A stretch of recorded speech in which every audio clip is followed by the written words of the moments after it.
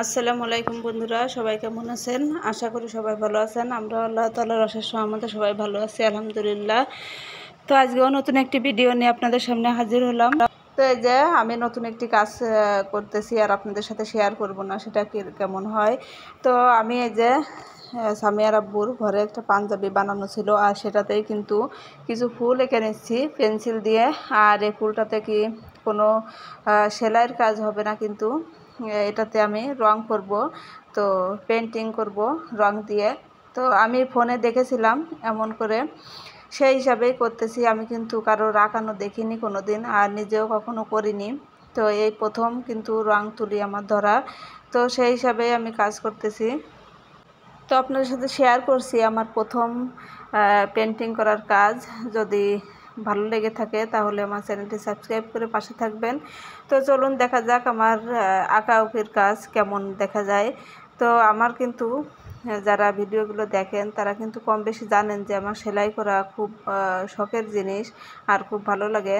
তো সেলাই এমন করা ডিজাইন খুব ভালোই লাগে। তো আমি অনেক আগ্রহচিতে কিন্তু এই ডিজাইনটা করছিলাম, কারণ আমার কয়েকদিন ধরে যেন মনে লেগেছে যে আমি কাপড় পেন্টিংয়ের কাজ করব নিজেদের, তাই অর্ডারিতা।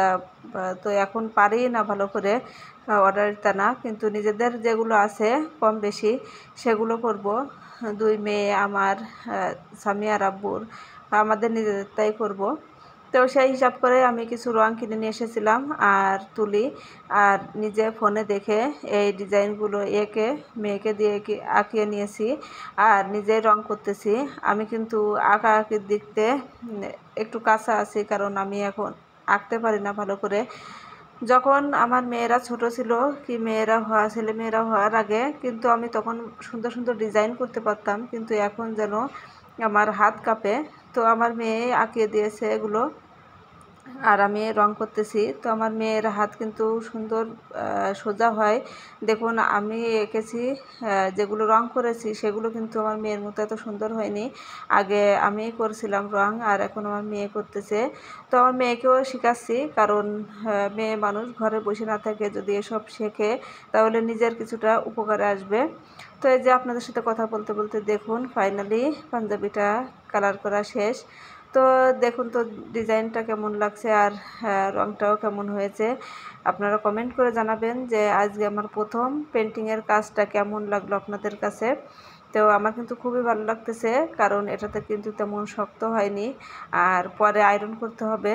তো আমার ভালো লাগছিল যে আমি এটা দেখে নিজে মনে মনে ভাবছিলাম যে এমন করে আমি আরও কিছু জামাতে, আমাদের ওয়ান পিস কি থ্রি পিস এগুলোতে করব।